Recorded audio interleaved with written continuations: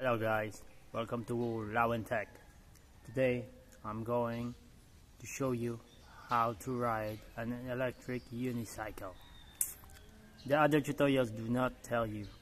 The trick is to make the wheel, the tire, very soft. You know, soft that it will not damage your unicycle, but keep it really soft.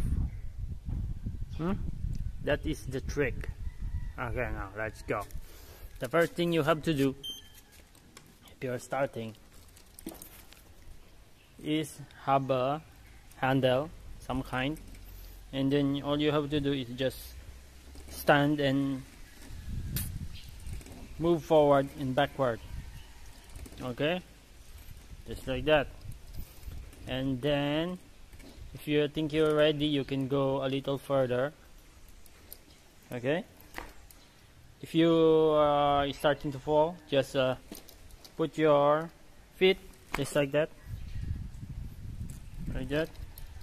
you may need to hold on to something if you're going to try again. Okay, if you are start, after that just do. There is no secret to it. All you have, it is hard, you will get sweat, but that's it. There is no secret. You just have to practice and then you will get it. Just do it and do it. Okay, subscribe.